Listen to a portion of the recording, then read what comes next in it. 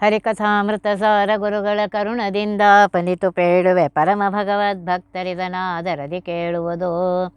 ಕಡು ಕರುಣೆ ನೀನೆಂದರಿದು ಹೇರುಡಲ ನೆಮಿಸುವೆ ನಿನ್ನಡಿಗೆ ಬೆಂಬೆಡದೆ ಪಾಲಿಸು ಪರಮ ಕರುಣಾಸೆಂದು ಎಂದೆಂದು. ನಡು ನಡುವೆ ಬರುತ್ತಿಪ್ಪ ವಿಘ್ನವ ತಡೆದು ಭಗವನ್ ನಾಮ ಕೀರ್ತನೆ ನುಡಿದು ನುಡಿಸೆನ್ನಿಂದ ಪ್ರತಿ ದಿವಸದಲ್ಲಿ ಮರೆಯದಲೇ. ಪುರಂದಾಸರು ಬರೆದಿರುವಂತಹ ಬಂಗಾರ ಬಿಡಬಾರೆ ನಿನಗೊಪ್ಪುವ ಬಂಗಾರ ಬಿಡಬಾರೆ, ರಂಗನಾಥನ ದಿವ್ಯ ಮಂಗಳನಾಮವೆಂಬ ಬಂಗಾರ ಬಿಡಬಾರೆ. ಅದರಲ್ಲಿ ಸ್ವಲ್ಪ ಉಳಿದಿದೆ, ಒಂದು 2 ಲೈನು, ಅದನ್ನು ಹೇಳಿ ಆಮೇಲೆ ಮುಂದಿಂದಕ್ಕೆ ಹೋಗೋಣತ್ತೆ. ಜ್ಞಾನನಿಧಿಗಳಾದ ಗುರುಗಳ ಪಾದ ಕಾಣತಳಾಗಿ ಬಾಳೆ, ಪಾದ ಕಾಣತಳಾಗಿ ಬಾಳೆ. ಈ ಪದ್ಯದಲ್ಲಿ ಏನು ಹೇಳ್ತಾ ಇದ್ದಾರೆ? ಜ್ಞಾನಿಗಳಾಗಿರುವಂತಹ ಗುರುಗಳ ಪಾದಕ್ಕೆ ನಮಸ್ಕರಿಸಿ ಅವರಿಂದ ಜ್ಞಾನವನ್ನು ಪಡೆದು ಮೋಕ್ಷವನ್ನು ಪಡಿ ಅಂತ ಹೇಳಿ ನಮಗೆ ದಾಸರು ಮಾರ್ಗದರ್ಶನ ಮಾಡ್ತಾ ಇದ್ದಾರೆ. ಆದರೆ ಸಾಮಾನ್ಯವಾಗಿ ಏನಾಗಿತ್ತು ವ್ಯವಹಾರದಲ್ಲಿ, ಹೆಣ್ಣು ಮಕ್ಕಳು ಮನೆ ಕಸ ಮುಸುರೆ ತೆಗೆಯೋದು, ಎಂಜಲು ಮಾಡೋದು, ಉಪಕರಣೆ ತೊಳೆಯೋದು, ಬಟ್ಟೆ ಪಾತ್ರೆನ ಶುಚಿ ಮಾಡೋದು, ಗಂಡ ಅತ್ತೆ ಮಾವ ನಾದಿನಿ ಮೈದಿನ ಮಕ್ಕಳು ಇವರೆಲ್ಲ ಯೋಗಕ್ಷೇಮ ನೋಡಿಕೊಳ್ಬೇಕು. ಮಂಗಳಸೂತ್ರ ಕಟ್ಟಿ ಅಗ್ನಿಸಾಕ್ಷಿಯಾಗಿ ಸಪ್ತಪದಿಯ ಮುಖಾಂತರ ತನ್ನ ಪಾಣಿಗ್ರಹಣ ಮಾಡಿದ ಪತಿಯೇ ದೇವರ ಪ್ರತಿಮೆ, ಅವನೇ ಗುರು, ಅವನ ಹಾಗೂ ಹಿರಿಯರ ಸೇವೆಯನ್ನು ಮಾಡಿದರೆ ಸಾಕು, ಅವರು ಮೋಕ್ಷವನ್ನು ಪಡಿತಾರೆ, ಬೇರೆ ಸಾಧನ ಅವಶ್ಯಕತೆ ಇಲ್ಲ ಅಂತ ಹೇಳ್ತಾರೆ. ಇದಕ್ಕೆ ಪೂರ್ವಕವಾಗಿ ಜಗನ್ನಾಥದಾಸರು ಫಲವಿದು ಬಾಳುವುದಕ್ಕೆ ಎಂದೇ ಗ್ರಹ ಕರ್ಮವ ಬ್ಯಾಸರದಲೆ ಪೋರಮೋತ್ಸಾಹದಿ ಮಾಡುತ್ತ ಮೂರ್ಜಗದ ಮಹಿತನ ಸೇವೆ ಇದೆನು ತಲಿ ಮೋದದಿ ಅಹರಹರ್ ಮನದಿ ಸಮರ್ಪಿಸುತ್ತೆಪ್ಪುದೆ ಫಲವಿದು ಬಾಳುವುದಕ್ಕೆ. ಮನೆಯ ಕರ್ಮಗಳನ್ನು, ಪಾತ್ರೆ ತಿಕ್ಕೋದು, ನೀರು ತುಂಬೋದು, ಅಡುಗೆ ಪಾತ್ರೆಗಳು, ಶೌಚ ನೀರು ತುಂಬೋ ಪಾತ್ರೆಗಳು, ಇವನ್ನೆಲ್ಲ ಇದು ಮಾಡೋದು, ಮನೆಯೊಳಗೆ ಪೂಜೆ ಇವುಗಳ ಊಟ ಇತ್ಯಾದಿಗೋಸ್ಕರ ಪಾತ್ರೆಗಳು, ಹೀಗೆ ಥರದ ಪಾತ್ರೆ, ಅವುಗಳ ಮುಚ್ಚಳ ಶುದ್ಧಿ ಇವೆಲ್ಲ ಸ್ತ್ರೀಯರೇ ಮಾಡಬೇಕು ಅಂಥೇಳಿ. ಇನ್ನೊಂದು ಕಡೆ ಚತುರ್ವಿಧಾನಾಂ ಭಾಂಡಾನಾಂ ಕ್ಷಾಲನಂತು ಸಮಾಚರೇತ್, ಪಾಚಕಾನಿ ಬಹಿಷ್ಟಾನಿ ಸಾನಯಾನಿ ಚ ಸ್ಥಾಪನಾದಿ ಪಿದಾರ್ಥಾನಂ ಚತುರ್ವಿಧಂ ಉದಾಹೃತಂ. ಇವನ್ನೆಲ್ಲ ಮನೆ ಪಾತ್ರೆ ಇತ್ಯಾದಿಗಳನ್ನು ತಿಕ್ಕಬೇಕು ಅಂತ ಹೇಳಿದ್ರು. ಈ ವಿಚಾರಕ್ಕೆ ಪೂರಕವಾಗಿ ವಸಿಷ್ಠ ಸ್ಮೃತಿಯಲ್ಲಿ ಸ್ತ್ರೀಯರಿಗೆ ಜ್ಞಾನದ ಸಂಪಾದನೆ ಪ್ರತ್ಯೇಕವಾಗಿಲ್ಲ, ವ್ರತ ಉಪವಾಸಗಳು ಇಲ್ಲ, ಪತಿ ಶುಶ್ರೂಷೆಯ ಸ್ವರ್ಗಕ್ಕೆ ಸಾಧನೆ ಅಂತ ಹೇಳಿದೆ. ನಾಸ್ತಿ ಸ್ತ್ರೀಣಾಂ ಪೃಥಕ್ ಜ್ಞಾನಂ ನ ವ್ರತಂ ನಾಪ್ಯು ಪೋಷಣಂ, ಪತಿ ಶುಶ್ರೂಷೆ ತಾಸಾಂ ಸ್ವರ್ಗಮೇವ ವಿಧೀಯತೆ. ಮನುಸ್ಮೃತಿಯಲ್ಲಿ ಮನು ಮಹರ್ಷಿಯು ಸಹ ಸ್ತ್ರೀಯರಿಗೆ ಪತಿಯಿಂದ ಧನ ಸಂಗ್ರಹ, ಅದರ ವ್ಯಯ, ಮನೆ ಸ್ವಚ್ಛತೆ, ಅಡುಗೆ ಮಾಡುವಿಕೆ, ಮನೆಯ ವಸ್ತುಗಳ ರಕ್ಷಣೆ, ಈ ಕೆಲಸಗಳಲ್ಲಿ ಅವುಗಳನ್ನು ನಿಯಮಿಸಬೇಕು, ಮನೆ ಬಿಟ್ಟು ಹೊರಗೆ ಹೋಗದಂತೆ ನೋಡಿಕೊಳ್ಳಬೇಕು ಎಂದು ಹೇಳಿದ್ದಾನೆ.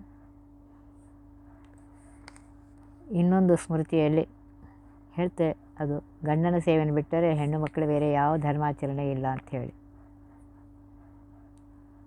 ನೈವಂ ಯಜ್ಞಕ್ರಿಯಾ ಕಾಶ್ಚಿತ್ ನ ಶಾದ್ದಂ ನೋಪವಾಸಕಂ ಯಾತು ಭರ್ತರಿ ಶುಶ್ರೂಷಾಂ ತಯಾ ಸ್ವರ್ಗಂ ಜಯುತ್ಯತ. ಸ್ತ್ರೀಣಾಂ ಪತಿದೇವಾನಾಂ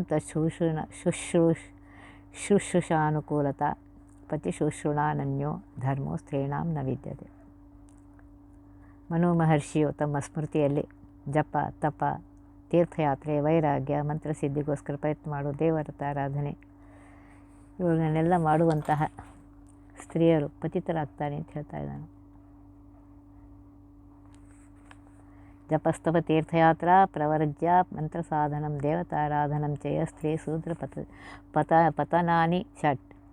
ಇಂತಹ ಅನೇಕ ಪ್ರಮಾಣಗಳು ಸಿಗ್ತಾಯಿದೆ. ಆದರೆ ಇವು ಯಾವುವು ನಮ್ಮ ಶ್ರೀಮದಾಚಾರ್ಯರಿಗೆ ಸಮ್ಮತವಿಲ್ಲ. ಆಚಾರ್ಯರು ಅನುಭಾಷ್ಯ 3ನೇ ಅಧ್ಯಾಯದ ಆರಂಭದಲ್ಲಿ ಹೇಳ್ತಾರೆ, ಶುಭ ಕರ್ಮಗಳಿಂದ ಸ್ವರ್ಗ, ಅಶುಭ ಕರ್ಮಗಳಿಂದ ನರಕ, ಮಿಥ್ಯಾಜ್ಞಾನದಿಂದ ತಮಸ್ಸು. ಮೋಕ್ಷ ಬೇಕಾಗಿದ್ದರೆ ಜ್ಞಾನವನ್ನು ತಪ್ಪದೇ ಪಡೆಯಬೇಕು ಅಂತ ಹೇಳಿದ್ದಾರೆ ಶ್ರೀಮದಾಚಾರ್ಯ. ಶುಭೇನ ಕರ್ಮಣ ಸ್ವರ್ಗಂ ನಿರಯಂಚ ವಿಕರ್ಮಣ. ಮಿಥ್ಯಾ ಜ್ಞಾನೇನ ಚ ತಮೋ ಜ್ಞಾನೇನೈವ ಪರಂ ಪದಂ. ಜ್ಞಾನವಿಲ್ಲದೆ ಮೋಕ್ಷವಿಲ್ಲ. ಕೇವಲ ಮನೆ ಕೆಲಸ ಪತಿ ಸೇವೆಯಿಂದ ಮೋಕ್ಷವಾಗುತ್ತೆ ಅನ್ನುವಂತಹ ಗ್ರಂಥಗಳು ಮೋಹಕ ಗ್ರಂಥಗಳು ಅಂತ ಹೇಳ್ತಾ ಇದ್ದಾರೆ. ಪರಮಾತ್ಮನೇ ಸರ್ವೋತ್ತಮ, ಅವನನ್ನು ಸರಿಯಾಗಿ ತಿಳಿದುಕೊಂಡಾಗಲೇ ಮೋಕ್ಷ ಆಗುತ್ತೆ. ಇದೇ ಸಕಲ ಶಾಸ್ತ್ರಗಳ ನಿರ್ಣಯ ಎಂದು ಶ್ರೀಮದಾಚಾರ್ಯರು ಶ್ರೀಮನ್ ಮಹಾಭಾರತ ತಾತ್ಪರ್ಯದಲ್ಲಿ ಸ್ಪಷ್ಟವಾಗಿ ಹೇಳಿದ್ದಾರೆ. ಪರಮೋ ವಿಷ್ಣುರೈವೈಕಸ್ತಜ್ಞಾನಂ ಮೋಕ್ಷ ಸಾಧನಂ ಶಾಸ್ತ್ರಾಣಾಂ ನಿರ್ಣಯಸ್ತ್ವೇಷಃ ತದನ್ಯ ಮೋಹನಾಯ ಹಿ ಜ್ಞಾನಂ ವಿನಾತು ಯಾ ಮುಕ್ತಿ ಸಾಮ್ಯಂ ಚ ಮಮ ವಿಷ್ಣುನ. ಜ್ಞಾನದಿಂದಲೇ ಮೋಕ್ಷ ಆಗುತ್ತೆ. ಜ್ಞಾನವನ್ನು ಪಡೆಯಲಿಕ್ಕೆ ಬೇಕು. ವಿಜಯದಾಸರು ಅದರಲ್ಲಿ ಒಂದು ಪದ್ಯದಲ್ಲಿ ಹೇಳ್ತಾರೆ, ಜ್ಞಾನವಿಲ್ಲದೆ ಮೋಕ್ಷವಿಲ್ಲ ಎಂದು ಸ್ಪಷ್ಟವಾಗಿ ಹೇಳಿದ್ದಾರೆ. ಏನಾದರೇನು ಮೋಕ್ಷವಿಲ್ಲ, ಜ್ಞಾನವಿಲ್ಲದೆ ಮೋಕ್ಷವಿಲ್ಲ. ಶಾಸ್ತ್ರ ಓದಿದರೇನು, ಕಾದಾಡಿ ಗೆದ್ದರೇನು, ಕಾಶಿಗೆ ಹೋದರೇನು, ಕಾನನ ಸೇರಿದರೇನು, ಕಾಶಿ ಪೀತಾಂಬರ ಉಟ್ಟರೇನು, ಜಪತಪ ಮಾಡಲೇನು, ಜಾಣತನದಲ್ಲಿ ಮೆರೆದರೇನು, ವಿಜಯ ವಿಠ್ಠಲನ್ನ ಸಾರಿದರೇನು, ಜ್ಞಾನವಿಲ್ಲದೆ ಮೋಕ್ಷವಿಲ್ಲ. ಸ್ಪಷ್ಟವಾಗಿ ಹೇಳ್ತಾರೆ. ಜ್ಞಾನ ಬೇಕೇ ಬೇಕು. ಒಂದು ಕಡೆಯಲ್ಲಿ ಮನೆ ಕೆಲಸ ಪತಿ ಸೇವೆ ಮಾಡಿದ್ರೆ ಸಾಕು ಅಂತ ಶಾಸ್ತ್ರ ಹೇಳ್ತದೆ. ಇನ್ನೊಂದು ಕಡೆಯಲ್ಲಿ ಜ್ಞಾನ ಬೇಕು ಅಂತ ಹೇಳಿದ್ದು ಯಾವ್ದು ಸರಿ ಯಾವ್ದು ತಪ್ಪು ಅಂತ ಹೇಳೋದಕ್ಕೆ, ಈ ಸಮಸ್ಯೆಯನ್ನು ಬಿಡಿಸೋದಕ್ಕಾಗಿಯೇ ಪುರಂದರದಾಸರು ಹೇಳ್ತಾರೆ, ಪುರಂದರದಾಸರು ಹೇಳ್ತಾರೆ, ಬಂಗಾರವಿಡವಾರೆ ಪದ್ಯದಲ್ಲಿ ಜ್ಞಾನ ನಿಧಿಗಳಾದ ಗುರುಗಳ ಪಾದಕ್ಕೆ ಆನತಳಾಗಿ ಬಾಳೆ ಎಂದು ಮಾರ್ಗದರ್ಶನ ಮಾಡಿದ್ದಾರೆ. ಪುರುಷರಾಗಲಿ ಸ್ತ್ರೀಯರಾಗಲಿ ಮೋಕ್ಷ ಪಡೆಯಲು ಜ್ಞಾನಿಗಳಾಗಿರುವಂತಹ ಗುರುಗಳಿಗೆ ಶರಣು ಹೋಗಿ ಅವರ ದಾಸರಾಗಿ ಜ್ಞಾನವನ್ನು ಪಡೆಯಬೇಕು. ಜ್ಞಾನವಿಲ್ಲದೆ ಮೋಕ್ಷವಿಲ್ಲ. ಏಕೆಂದರೆ ಮುಕ್ತಿಗೆ ಪರಮಾತ್ಮನ ಮಹಾತ್ಮ್ಯ ಜ್ಞಾನ ಪುರಸ್ಸರವಾದ ಭಕ್ತಿ ಏನಿದೆ, ಉಳಿದೆಲ್ಲಕ್ಕಿಂತಲೂ ಮಿಗಿಲಾದ ಗಟ್ಟಿಮುಟ್ಟಾದ ಭಕ್ತಿ ಅಂದರೆ ಸಂತತ ಪ್ರೇಮ ಪ್ರವಾಹ. ಅದೇ ಪರಮಾತ್ಮನ ಪರಮ ಪ್ರಸಾದಕ್ಕೆ, ತನ್ಮೂಲಕ ಮುಕ್ತಿಗೆ ಪರಮ ಸಾಧನವಾಗಿದೆ. ಮಹಾತ್ಮ ಜ್ಞಾನ ಪೂರ್ವಸ್ತು ಸುದೃಢ ಸರ್ವತೋ ಅಧಿಕ ಸ್ನೇಹೋ ಭಕ್ತಿರಿತಿ ಪ್ರೋಕ್ತಃ ತಯಾ ಮುಕ್ತಿ ನ ಚಾನ್ಯತ. ಮಹಾಭಾರತ ತಾತ್ಪರ್ಯ ನಿರ್ಣಯದಲ್ಲಿ ಶ್ರೀಮದಾಚಾರ್ಯರು ಹೇಳ್ತಾ ಇದ್ದಾರೆ, ಸಾರಿ ಹೇಳ್ತಾ ಇದ್ದಾರೆ. ಹೀಗಾಗಿ ಭಗವಂತನ ಜ್ಞಾನ, ಅವನ ಬಗ್ಗೆ ಭಕ್ತಿ ಇವೆರಡೂ ಪರಮಾತ್ಮನ ಅನುಗ್ರಹಪ್ರದವಾಗಿದೆ, ಮುಕ್ತಿಗೆ ಪರಮ ಸಾಧನವಾಗಿದೆ. ಹೀಗಿದ್ದರೂ ಪುರುಷರಿಗೆ ವರ್ಣ ಉಚಿತವಾಗಿರುವಂಥ ನಿತ್ಯ ನೈಮಿತ್ತ ಕರ್ಮಗಳಾಗಲಿ, ಯಜ್ಞ ಅಥವಾ ದಾನ ತೀರ್ಥಗಳು ಯಾವುದು ವ್ಯರ್ಥವಲ್ಲ. ಇವೆಲ್ಲ ಅಂತಃಕರಣ ಶುದ್ಧಿಗೆ ಕಾರಣವಾಗಿ ಮುಂದೆ ಜ್ಞಾನಕ್ಕೆ ಸಾಧನವಾಗಿದೆ. ಈ ಸಾಧನಗಳು ಸ್ತ್ರೀಯರಿಗೂ ಅನಿವಾರ್ಯ. ಯಜ್ಞ ತಪ ದಾನ ತೀರ್ಥಯಾತ್ರೆ ಮತ್ತು ಇವೆಲ್ಲ ಸ್ತ್ರೀಯರಿಗೆ ಬೇಕಾಗಿಲ್ಲ, ಪತಿ ಸೇವೆ ಮಾತ್ರ ಸಾಕು ಅಂತ ಹೇಳುವ ಧರ್ಮಶಾಸ್ತ್ರ ಮಾತುಗಳು. ಸ್ತ್ರೀಯರು ಒಬ್ಬಂಟಿಗಳಾಗಿ ಸಮಾಜದಲ್ಲಿ ಸುರಕ್ಷಿತವಾಗಿ ಬಾಳಲಿಕ್ಕಾಗೋದಿಲ್ಲ. ಆದ್ದರಿಂದ ಅವಳಿಗೆ ಈ ಎಲ್ಲ ಕರ್ಮಗಳಿಗೆ ಪತಿಯ ರಕ್ಷಣೆ ಅವಶ್ಯಕವಾಗಿದೆ. ಆದ್ದರಿಂದ ಪತಿಗೆ ಅನುಕೂಲವಾಗಿ ಅವನ ಜೊತೆಯಲ್ಲಿ ಅವನು ಮಾಡುವಂತಹ ಉಚಿತ ಕರ್ಮಗಳಲ್ಲಿ ಸಹಾಯಕಳಾಗಿ ಮನೆಯ ಕೆಲಸಗಳನ್ನು ಮಾಡುತ್ತಾ ತನ್ನ ಅಂತಃಕರಣ ಶುದ್ಧಿಯನ್ನು ಮಾಡಿಕೊಳ್ಳಲೇಬೇಕು. ಇದಕ್ಕೆ ಕರ್ಮಯೋಗ ಅಂತ ಕರೀತಾರೆ. ಇದಿಲ್ಲದೆ ಜ್ಞಾನ ಪ್ರಾಪ್ತಿ ಇಲ್ಲ. ಕರ್ಮಯೋಗವೂ ಅನಿವಾರ್ಯವೇ ಆಗಿದೆ.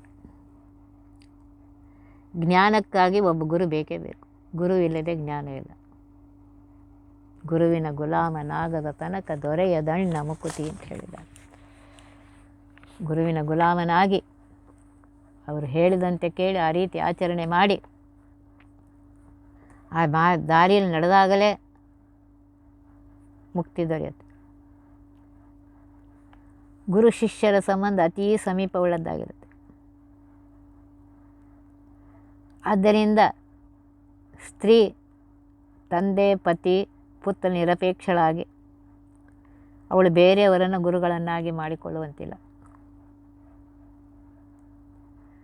ನಿಮ್ಮ ಅವಳ ಪತಿಯೇ ಜ್ಞಾನಿಯಾಗಿದ್ದರೆ ವಿನೀತಳಾಗಿ ಆ ಪತಿಯಿಂದಲೇ ಜ್ಞಾನವನ್ನು ಪಡಿಬೇಕು. ತನ್ನ ಪತಿಯಲ್ಲಿ ಆ ಸಾಮರ್ಥ್ಯವಿಲ್ಲದೇ ಇದ್ದರೆ ಪತಿಯ ಜೊತೆಗೆ ಅವರ ಗುರುಗಳ ಹತ್ತಿರ ಜ್ಞಾನವನ್ನು ಸಂಪಾದನೆ ಮಾಡಬೇಕು. ಜ್ಞಾನ ಅಂತೂ ಬೇಕೇ ಬೇಕು.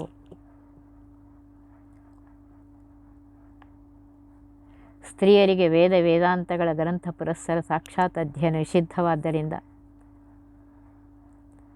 ಪತಿಗಾಗಲಿ ಪುತ್ರರಿಗಾಗಲಿ ಇನ್ನೊಬ್ಬರಿಗೋಸ್ಕರ ಶಾಸ್ತ್ರ ಪಾಠ ಪ್ರವಚನ ನಡೆದಾಗ ಶ್ರವಣ ಮಾಡಿ ಜ್ಞಾನವನ್ನು ಸಂಪಾದಿಸಬೇಕು. ಆದರೆ ಜ್ಞಾನ ಮಾತ್ರ ಸಂಪಾದನೆ ಮಾಡಲಿಕ್ಕೇ ಬೇಕು.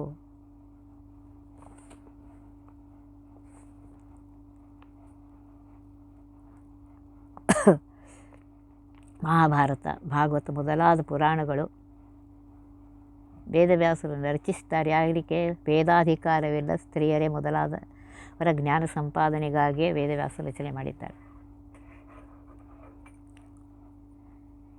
ಇದರ ಬಗ್ಗೆ ಶ್ರೀಮದಾಚಾರ್ಯರು ಈ ರೀತಿಯಾಗಿ ಹೇಳ್ತಾರೆ. ತತಶ್ಚ ಇಷ್ಟಾನಿಷ್ಟ ಪ್ರಾಪ್ತಿ ಪರಿಹಾರ ಸಾಧನಾ ದರ್ಶನಾತ್ ವೇದಾರ್ಥಾಜ್ಞಾನಾಚ್ಚ ಸಂಸಾರೇ ಕ್ಲಿಶ್ಯಮಾನಾನಾಂ ವೇದಾನ್ ಅನಧಿಕಾರಿಣಾಂ ಸ್ತ್ರೀಶೂದ್ರಾದೀನಾಂ ಚ ಧರ್ಮಜ್ಞಾನದ್ವಾರ ಮೋಕ್ಷೋ ಭವೇದಿತಿ ಕೃಪಾಲುಃ ಸರ್ವವೇದಾರ್ಥೋಪಬೃಂಹಿತಾಂ ತದನುಕ್ತ ಕೇವಲೇಶ್ವರ ಜ್ಞಾನದೃಷ್ಟಾರ್ಥಯುಕ್ತಾಂ ಸರ್ವಪ್ರಾಣೀಣಾಂ ಅನವಗಾಹ್ಯ ರೂಪಾಂ ಕೇವಲ ಭಗವತ್ಸ್ವರೂಪ ರೂಪಪರಾಂ ಪರೋಕ್ಷಾರ್ಥಾಂ ಮಹಾಭಾರತ ಸಂಹಿತಾಂ ಮಾಡಿದ್ದಾನೆ. ಸಂಹಿತಾಮಚೀಕೃಪತ್. ಅನಿಷ್ಟ ನಿವಾರಣೆ ಆಗಬೇಕು, ಇಷ್ಟ ಪ್ರಾಪ್ತಿಯಾಗಬೇಕು. ಈ ಸಂಸಾರದ ಕೂಪದಿಂದ ದೂರ ಹೋಗಬೇಕು ಅಂತಿದ್ದರೆ ಜ್ಞಾನದಿಂದಲೇ ಆಗತ್ತೆ. ಆ ಜ್ಞಾನವನ್ನು ಪಡ್ಕೊಳ್ಬೇಕು ಅಂತ ಹೇಳ್ತಾರೆ. ಸ್ತ್ರೀಯರು ಯಾರಿಗೆ ವೇದಾಧಿಕಾರ ಇಲ್ಲ ಆ ಸ್ತ್ರೀಯರಿಗೋಸ್ಕರ ಮಹಾಭಾರತಗಳನ್ನು ಬರೆದಿದ್ದಾರೆ. ಮಹಾಭಾರತ, ರಾಮಾಯಣ ಇತ್ಯಾದಿಗಳನ್ನು ರಚನೆ ಮಾಡಿದ್ದಾರೆ. ಕಥಾರೂಪದಿಂದ ಈ ಮಹಾಭಾರತ ರಾಮಾಯಣ ಸುಲಭವೆನ್ನಿಸಿದರು ದೇವತೆಗಳು ಕಠಿಣವಾಗಿದೆ ಅಂತ ಹೇಳ್ತಾ ಇದ್ದಾರೆ. ಮಹಾಭಾರತ ಭಾಗವತಗಳ ಮೇಲೆ ಶ್ರೀಮದಾಚಾರ್ಯರು ತಾತ್ಪರ್ಯ ಗ್ರಂಥಗಳನ್ನು ಬರೆದಿದ್ದಾರೆ. ಮಹಾಭಾರತ ತಾತ್ಪರ್ಯ, ಗೀತಾ ತಾತ್ಪರ್ಯ ಇತ್ಯಾದಿ. ಇನ್ನು ಸಂಸ್ಕೃತ ಬರದೇ ಇರೋ ಏನು ಮಾಡಬೇಕು ಅಂತ ಕೇಳ್ಬೋದು ನಾವು. ಸಂಸ್ಕೃತ ಬರದೇ ಇರುವವರಿಗೆ ಹರಿದಾಸರು, ಜಗನ್ನಾಥದಾಸರು ಹರಿಕಥಾಮೃತ ಸಾರ ಹಾಗೂ ಅಸಂಖ್ಯ ಪದ್ಯಗಳನ್ನು ರಚಿಸಿದ್ದಾರೆ. ರಚಿಸಿ ವೇದಗಳಲ್ಲಿ ಬಂದಿರುವಂತಹ ವಿಷಯವನ್ನು, ಮಹಾಭಾರತಾದಿಗಳಲ್ಲಿ ಬಂದಿರುವಂತಹ ಆ ಗ್ರಂಥಗಳಲ್ಲಿ ಬಂದಿರುವಂತಹ ವಿಷಯಗಳನ್ನು ನಮಗೆ ತಿಳಿಯುವಂತೆ ಹೇಳಿದ್ದಾರೆ. ಆದ್ದರಿಂದ ಇಲ್ಲಿ ದಾಸ ಹೇಳ್ತಾ ಇದ್ದಾರೆ, ಅದರಿಂದ ಎಲ್ಲ ಸ್ತ್ರೀಯರು ವಿನಯದಿಂದ ಪತಿ ಸಹಿತರಾಗಿ ಗುರುಗಳ ಆಶ್ರಯದಲ್ಲಿ ಈ ಉತ್ತಮವಾದ ಜ್ಞಾನವನ್ನು ಸಂಪಾದಿಸಲಿಕ್ಕೇ ಬೇಕು. ಜ್ಞಾನವಿಲ್ಲದೆ ಮೋಕ್ಷವಿಲ್ಲನೆ ಬೇಕು.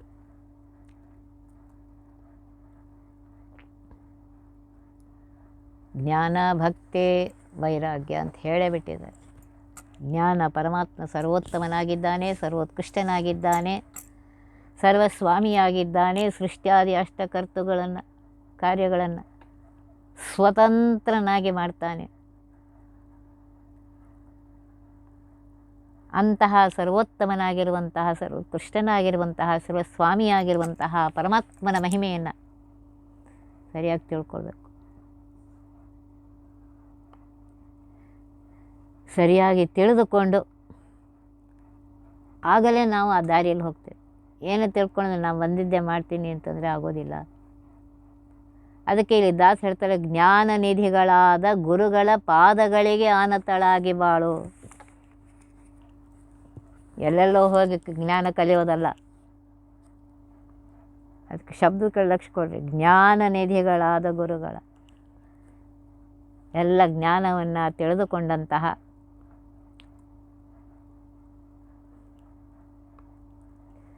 ಶ್ರೀಮದಾಚಾರ್ಯರ ತತ್ವಜ್ಞಾನವನ್ನು ಸರಿಯಾಗಿ ತಿಳಿದುಕೊಂಡಂತಹ, ಆ ಶಾಸ್ತ್ರಗಳನ್ನು ಓದಿದಂತಹ, ಆ ಗ್ರಂಥಗಳನ್ನು ಓದಿದಂತಹ ಗುರುಗಳ ಪಾದಕ್ಕೆ ಆನತಳಾಗಿ ಬಾಳೆ. ಅವರಿಗೆ ನಮಸ್ಕಾರ ಮಾಡಿ ವಿನಯದಿಂದ ಕೂತುಕೊಂಡು ಕೇಳು. ಅಹಂಕಾರದಿಂದ ನನಗೇನು ಕಡಿಮೆ ಇದೆ, ಇವರ ಹತ್ರ ಯಾಕೆ ಕೇಳಬೇಕು, ಇವರೇನು ಮಹಾ ಹೇಳ್ತಾರೆ, ಇವೆಲ್ಲ ಬಿಡಬೇಕು. ಅಹಂಕಾರನ ಬಿಡಬೇಕು. ವಿನಯದಿಂದ ಕುಳಿತುಕೊಂಡು ಅವರು ಹೇಳಿದಂತಹ ಆ ವಿಷಯಗಳನ್ನು ಭಕ್ತಿಯಿಂದ ಕೇಳಿ ಆ ಪರಮಾತ್ಮನ ಬಗ್ಗೆ ಅವನ ಮಹಿಮೆಯನ್ನು ತಿಳಿದುಕೊಂಡಾಗಲೇ ಅವನಲ್ಲಿ ಭಕ್ತಿ ಬರುತ್ತೆ, ವಿಶೇಷವಾದ ಆಸಕ್ತಿ ಹುಟ್ಟುತ್ತೆ. ಅದೇ ವೈರಾಗ್ಯ. ಅದಕ್ಕೆ ಇಲ್ಲಿ ದಾಸ ಹೇಳ್ತಾರೆ, ಇಂತಹ ಬಂಗಾರವನ್ನು ಇಡಬ, ಪರಮಾತ್ಮನ ದಿವ್ಯ ಮಂಗಲ ನಾಮ ಅನ್ನುವಂತಹ ಬಂಗಾರವನ್ನು. ಒಂದೊಂದು ನಾಮವು ಅನಂತ ಅರ್ಥಗಳಿಂದ ಕೂಡಿದೆ. ಅದನ್ನು ತಿಳ್ಕೋಬೇಕಾದ್ರೆ ಗುರುಗಳ ಹತ್ರ ಹೋಗಬೇಕು. ಆ ವಿಶೇಷ ಮಹಿಮೆ ಏನು ಅನ್ನೋದನ್ನು ತಿಳ್ಕೋಬೇಕು. ತಿಳ್ಕೊಂಡಾಗ ನಿನಗೇನಾಗುತ್ತೆ ಅಂತಂದರೆ, ಕೃಪಾ ಸಮುದ್ರನಾಗಿರುವಂತಹ ಪರಮಾತ್ಮ ಮೊದಲೇ ಹೇಳಿಬಿಟ್ಟಿದ್ದಾನೆ, ಜ್ಞಾನ ಭಕ್ತಿ ವಿಶೇಷವಾದ ಆಸಕ್ತಿ ಇದ್ದವರಿಗೆ ನಾನು ಅನುಗ್ರಹ ಮಾಡ್ತೇನೆ ಅಂತ ಹೇಳಿ. ಅದಕ್ಕೆ ತಿಳ್ಕೊ ಅಂತ ಹೇಳಿ ಹೇಳ್ತಾ ಇದ್ದಾರೆ. ಇಂತಹ ಗುರುಗಳ ಪಾದಕ್ಕೆ ಆನತಳಾಗಿ, ಗುರುಗಳು ಹೇಳಿದ್ದಾರೆ ಅಲ್ಲಿ ಗಂಡನ ಜೊತೆಗೆ ಹೋಗು, ಕೇಳು. ಈಗಂತೂ ಅದೇನಿಲ್ಲ, ಈಗೆಲ್ಲ ಇದು ಬಂದುಬಿಟ್ಟಿದೆ. ಮನೆಯಲ್ಲೇ ಕೂತ್ಕೊಂಡು ಕೇಳ್ಬೋದು. ಗಂಡ ಹೆಂಡತಿ ಮಕ್ಕಳೆಲ್ಲರೂ ಸೇರ್ಕೊಂಡು ಮನೆಯಲ್ಲೇ ಕೂತ್ಕೊಂಡು ಕೇಳ್ಬೋದು. ಆ ಕೇಳುವಷ್ಟು ಸಮಯ ಬೇರೆ ಏನೂ ಕೆಲಸವನ್ನು ಮಾಡದೆ, ನಮ್ಮಲ್ಲಿ ಏನಿದೆ ಅಂದರೆ ಹೆಂಗಸರು ನಾವೆಲ್ಲ ಏನು ಮಾಡ್ತೇವೆ ಅಂದರೆ, ಅದು ರೆಕಾರ್ಡ್ ಹಾಕಿಟ್ಟಿರ್ತೇವೆ, ಮನೆ ಕೆಲಸ ಮಾಡ್ಕೋತ ಕೆಲಸ. ಅದು ಆಸಕ್ತಿ ಇಲ್ಲ, ಅಲ್ಲಿ ಏಕಾಗ್ರ ಮನಸ್ಸು ಇರೋದಿಲ್ಲ. ಆ 15 ನಿಮಿಷ 20 ನಿಮಿಷ ಏನಿದೆ ಒಂದು ಸ್ಥಳದಲ್ಲಿ ಕೂತ್ಕೊಂಡು ಕೇಳ್ರಿ, ಹರಟೆ ಹೊಡೆಯೋದೇ ಕೇಳ್ರಿ, ಏಕಾಗ್ರ ಮನಸ್ಸಿನಿಂದ ಕೇಳ್ರಿ. ಆಮೇಲೆ ನಿಮ್ಮ ಕೆಲಸಗಳು ಮಾಡಿ. ಏನು ಭಾಳ ಇರೋದಿಲ್ಲ, 24 ಗಂಟೆಯಲ್ಲಿ ಒಂದು 20 ನಿಮಿಷ, ಜಾಸ್ತಿಗೆ ಜಾಸ್ತಿ ಅಂದರೆ 1 ತಾಸು ಇರ್ಬೋದು. ಏಕಾಗ್ರ ಮನಸ್ಸಿನಿಂದ ಕೇಳಿ ಆ ಪರಮಾತ್ಮನ ಮಹಿಮೆಯನ್ನು ತಿಳಿದುಕೊಂಡು ವಿನಯದಿಂದ ಇರು, ಅಹಂಕಾರ ಪಡಬೇಡ. ಪರಮಾತ್ಮ ಕೊಟ್ಟಿದ್ದಾನಲ್ಲ, ಸಂತೋಷದಿಂದ ಅನುಭವಿಸು. ಪರಮಾತ್ಮ ನಿನ್ನ ಅನುಗ್ರಹದಿಂದ ಸಿಕ್ಕಿದೆ, ಇದು ನಿನಗೆ ಅರ್ಪಿಸಿ ಅನುಭವಿಸ್ತಾ ಇದ್ದೆ.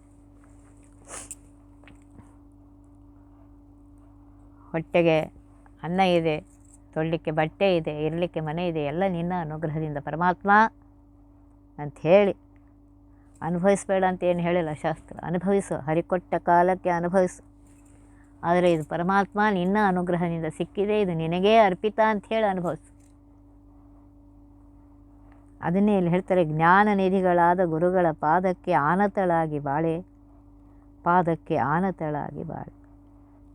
ಮೌನಿಗಳೊಡೆಯ ಶ್ರೀ ಪುರಂದರ ವಿಠ್ಠಲನ ಪ್ರೇಮ ಸೆರಗಿಲಿ ಕಟ್ಟಿ. ಎಷ್ಟು ಹೇಳ್ತಾನೆ ಈ ಪರಮಾತ್ಮ ಎಂಥವನು, ಸರ್ವೋತ್ತಮನಾಗಿದ್ದಾನೆ, ಸರ್ವೋತ್ಕೃಷ್ಟನಾಗಿದ್ದಾನೆ, ಸರ್ವಸ್ವಾಮಿಯಾಗಿದ್ದಾನೆ. ಜ್ಞಾನಿಗಳಾಗಿರುವಂತಹ ಮುನಿಗಳಿಗೂ ಸ್ವಾಮಿಯಾಗಿದ್ದಾನೆ. ಅಂತಹ ಪುರಂದರ ವಿಠ್ಠಲನ ಪ್ರೇಮ ಕೊಟ್ಟು ಭಕ್ತಿ ಇಡು, ಆಸಕ್ತಿ ಇಡು ಅಲ್ಲವೇ ಅಂತ ಹೇಳ್ತಾರೆ. ಇಂತಹ ಬಂಗಾರ ನೀಡಬಾರ್ದು ಅಂತ ಹೇಳ್ತಾ ಇದ್ದಾರೆ. ಇದನ್ನು ನಾಳೆ ಹೇಳಿ ಮುಗಿಸ್ತೇನೆ. ಒತ್ತಿ ಬಹ ವಿಘ್ನಗಳ ಕಳೆದಪ ಮೃತ್ಯುವಿಗೆ ಮರೆ ಮಾಡಿ ಕಾಲನ ದೂತರಿಗೆ ಭೀಕರವ ಪುಟ್ಟಿಸಿ ಸಕಲ ಸಿದ್ಧಿಗಳ ಒತ್ತಿಗೊಳ್ಳೆ ಶಿವನರು ಹೇಕ್ಷಣ ನೃತ್ಯ ಮಾಡುವರವರ ಮನೆಯೊಳು ನಿತ್ಯ ಮಂಗಳ ಹರಿಕಥಾಮೃತ ಸಾರ ಪಡಿಸುವರ.